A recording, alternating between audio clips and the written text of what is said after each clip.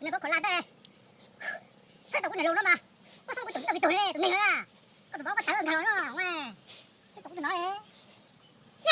Thật nó kìa. Chết.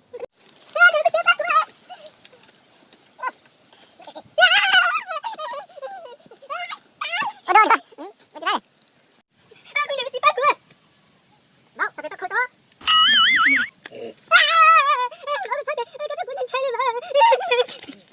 Ô, mà hay cả bao, hơi chỉ chảo vô thằng này, bao này nó bị chảo vô, mỗi chiều tháo ra mũi đây, đó, đó, có chỉ chảo cũng à, cái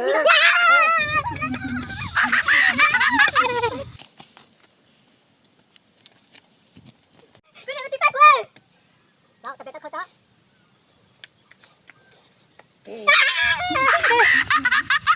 ô, này bao khổ làm đây, mà hay cả tháo chảo vô cái gì nó, chứ.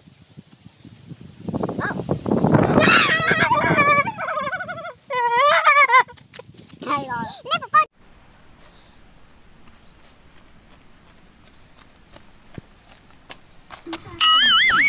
Ô, tụi này đơn này.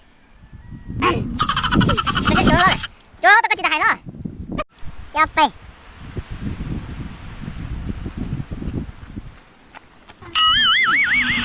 Ô, tụi này đơn này.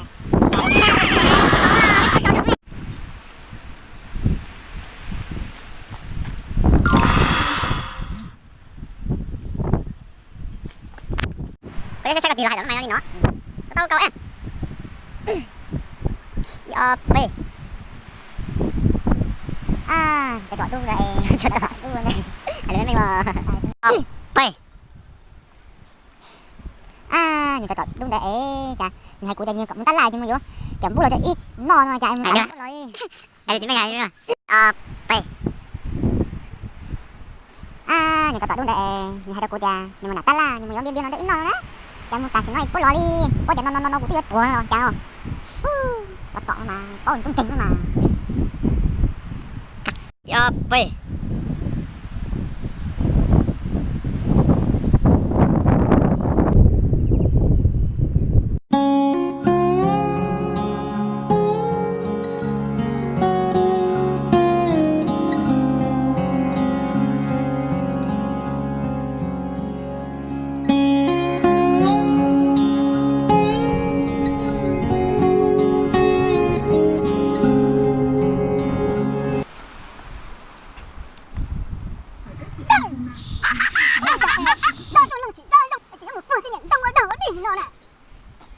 Thật chị lo một con gì nữa nhỉ? Đây.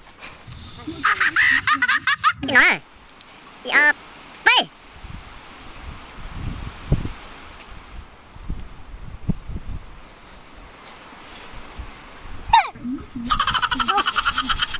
Ôi trời. Đó tôi làm gì đó không? Cái nhau một phần đồng, để ra đồng gì đi cơ. Có chính thế chẳng qua tin mình, tôi một thời kia, lấy một trâu ấy. Còn đây là đây. Tao không nghe. Đi cơ.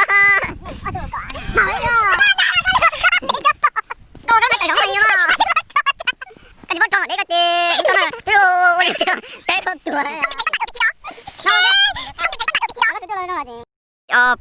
Bê.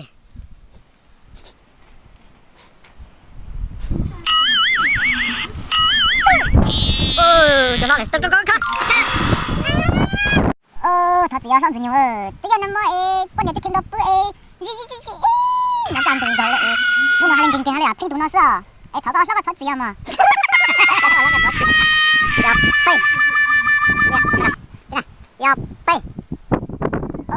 Thật nhiều.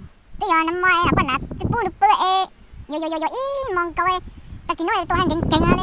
Pin tụi nó sợ. Thảo có nó nhiều thật sự mà. Bê. Cái tụi này cơ. Để giờ chỉ dập là con ly nữa. Có mà.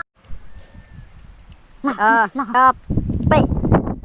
cái này nành cơ lý do rõ cho lần rõ cả đời rồng nè cho khó hết tiệt bây giờ trong phải trong lòng nó nè bây giờ bố cháu tin hình là một hậu sư tên nhà nung tên nhà nành tên nhà canh bùa bố là thay theo một thợ bây giờ học tiếng nó nè ôi sợ có tao nói ồ hòn dữ nhung tôi giờ tăng kín nó đúng ta đúng một giống bim bim nó cho bên nó này cho nhà tăng nó chỉ có lù là cũng tao bằng quất tăng cũng khen khen cũng tao nói cho có lù đi ya bay cứ hay cho này bao hết tiệt giờ lúc này cứ trò chơi cái này tao ngủ rồi giờ cứ chỉ trò chơi cũng làm ngủ nữa ôi là hòn dữ nhung sao chỉ đó cái mà xấu à chưa được cái gì nó cái gì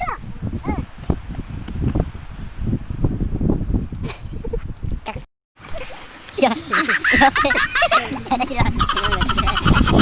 ơi bay bay rồi rồi bay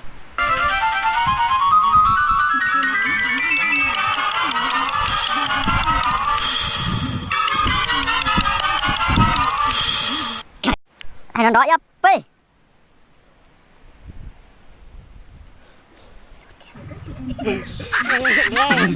giờ ya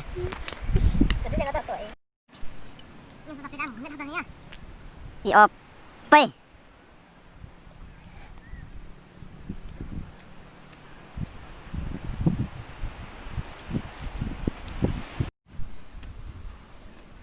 đó cho thấy nhá có đó rồi đó cũng đã rồi mà thế thì udah kalah.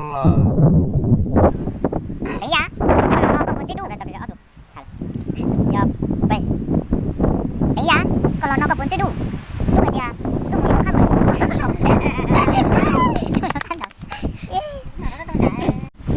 thấy nhá còn nó có bốn chế đủ tại cái nó đúng hay đâu của kìa đúng rồi khăn nó này có bốn chế nhiều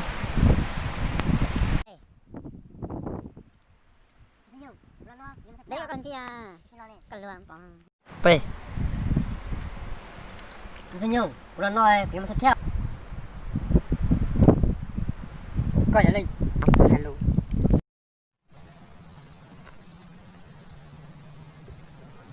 Coi nhà Linh từ. Coi chỉ nhớ thơ kia một thơ thiệt.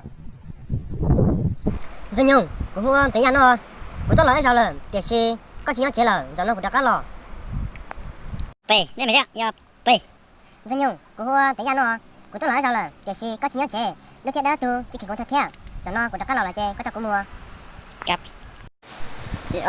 bay mày tu tính ra giờ hết tiệt đâu chết chơi mà Đi tu tí nha. Giờ hết tiền có tới một rồi. bay mày tu tính ra giờ hết tiệt có tới là một rồi lại có một xíu một thằng kia cần cầu lại đấy chỉ mà có sự kia đâu của xe có nhau cho hỗn điện đi có quan đây chỉ kia có giờ ít tu linh ra là giờ ít tu linh lung có sự kia có tên nó cũ cho tỏ đây nó cũng lại đi cho có một thằng kia Coi nhà Linh từ. Ôi chả có chỉ nhớ là thơ kia một thơ thiệt. mua của thâu cái mà cái sách tiền đừng ra chỉ tao lo yep bay chỉ bỏ lo chưa cho mà đó vì nó muốn thật thế thôi giờ kịp các mua ai đâu thôi giờ kịp mua đi yep bay chỉ bỏ lo chưa cho mà đó vì nó muốn thật thế thôi giờ kịp mua nếu có mua nó có mình giờ từ nhiều thả cho